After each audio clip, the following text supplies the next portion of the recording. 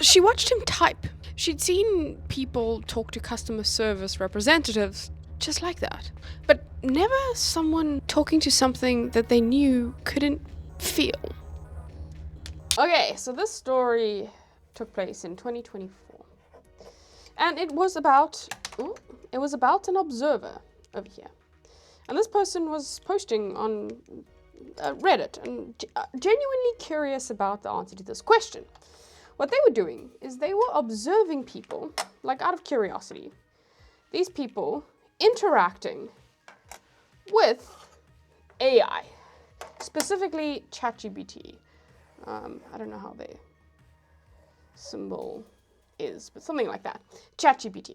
And they were watching how people were in their life talking to these chatbots. And they were like, I see people talking in such a dismissive way. Some of them are like really cruel and mean, and some of them are so demanding. And the tone that they use, they wouldn't dare use that tone with other humans, right? So then they posted on the subreddit, question for people who talk to their chatbot like it's less than nothing. And then there were a lot of replies. And people said, oh, it's just a machine. Politeness is for people.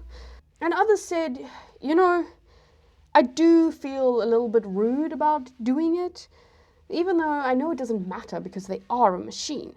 But nobody could fully explain why they did it. Because the underlying notion is that machines don't care. And that seemed maybe like the conclusion. However, okay, so most of the conversations that are in the subreddit are ChatGPT, where I got this story from. Talk about ChatGPT and the actual AI behind it. And there are some questions like, does it have feelings? Does it matter if we're rude to something that can't feel? And those are interesting questions, but I'm not going to dive into that because consciousness is a whole nother discussion, and that's one that I have over wine around a table, and people get annoyed with me. But maybe one day we'll get in here, but I have lots of takes on that. But what we're going to talk about when I read this post and what grabbed my attention here was that the person who actually posted this wasn't talking about AI. They were actually talking about the person using the AI. What do you think makes you talk to it like that? And that's a quote from the post. They watched someone be consistently cruel to something that couldn't push back, could not remember, and couldn't tell anyone. And they wanted to know what that said about the person doing that. And that question existed like long before ChatGPT. But now that ChatGPT has entered this playing field, we can take a little bit of a swing at this. And I'm sure most of you have heard about the waiter test. It's usually used in like big companies on like deciding who are leaders and who are not leaders and that kind of stuff. And the premise of the test is quite simple. You can tell a lot about someone through how they treat a waiter. And there's someone called Bill Swanson, who is a CEO of some company, has written it down, and it's been quoted quite a lot in his like management booklet. And his company is quite big, and they gave away millions of copies of this. And what he came down to, or his rule here, if a person is nice to you, but rude to a waiter, they're a bad person. And intuitively, I think we can all agree with that. And why this intuitively makes sense is that a waiter has no power over you. If we look at like hierarchy of things, they are beneath you. And I'm not saying they are actually beneath you, but like if we're looking at a ranking of power in a situation like this, they are. And if you're looking at this, there is no benefit to being kind. There's no like reward, no social pressure, no like monetary gaining to be kind to the waiter. So when someone is kind to a waiter or cruel, you're seeing something that's unperformed, unmotivated by something else. You're kind of seeing who they are, where they don't have to like manage the impression that they're making on that other person, But this is where it gets a little bit of interesting with ChatGPT. The waiter, on the scale, if we're looking at this power thing here, the waiter still has a little bit of power. They can still remember your face. They can still affect your evening. How many times have you joked about the waiter spitting on your plate? And, your colleagues around you might hear you do this. And, this test works because the stakes are low. But now, with ChatGPT, the little stakes that existed with the waiter interaction have been completely mitigated. Like now, with ChatGPT, the stakes are 0. That's because no one sees you interact with ChatGPT.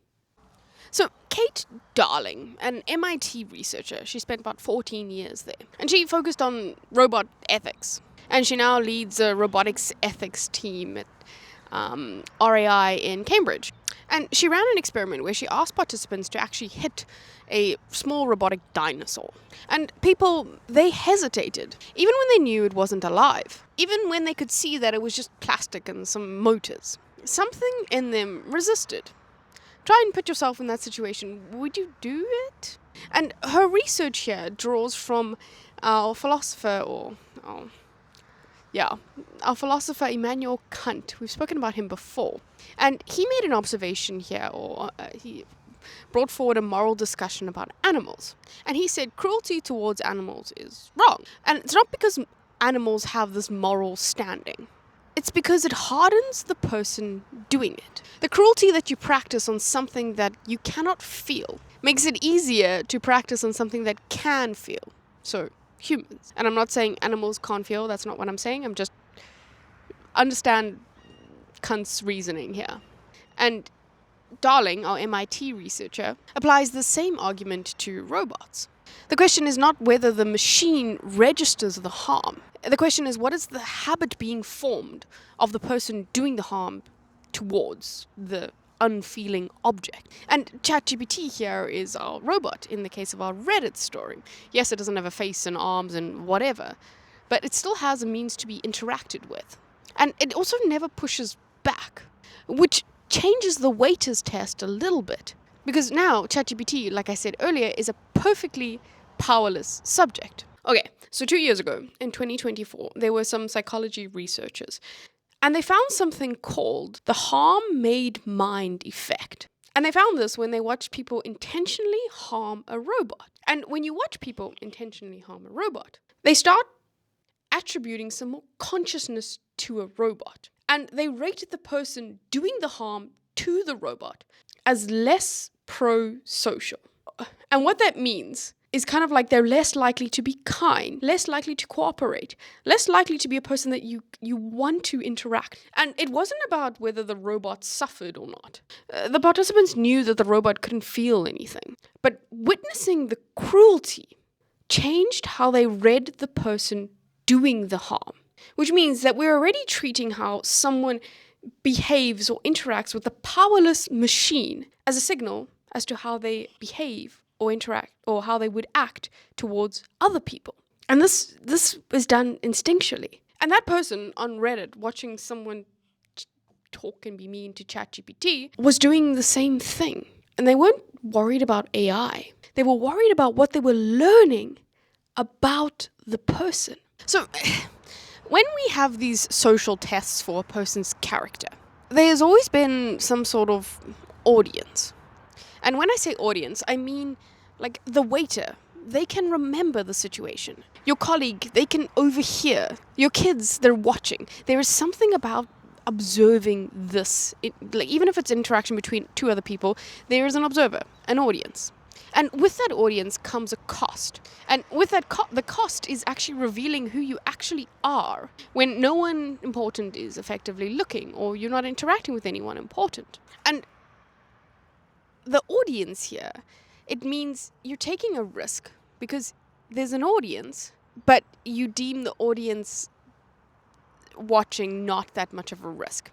Like if your boss was there at dinner with you, would you treat the waiter the same as when your kids are there or just a random friend? The audience matters in this because of the risk. But now, ChatGPT, this is the first context in which that notion of audience is completely removed.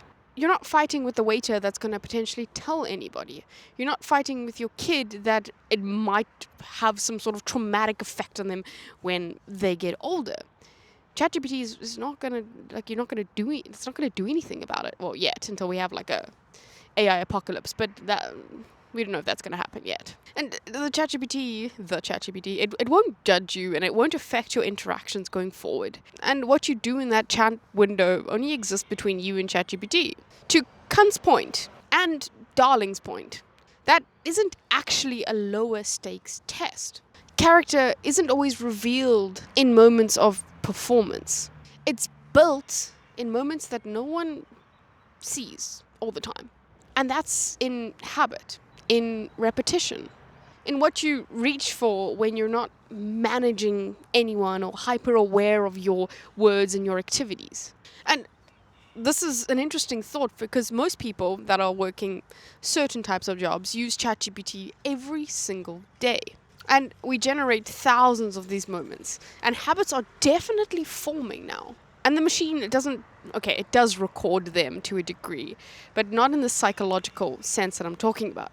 The only thing that's being recorded in these interactions is you and how you interact with ChatGPT and how you change your behavior and how frustrated you get when people are long-winded.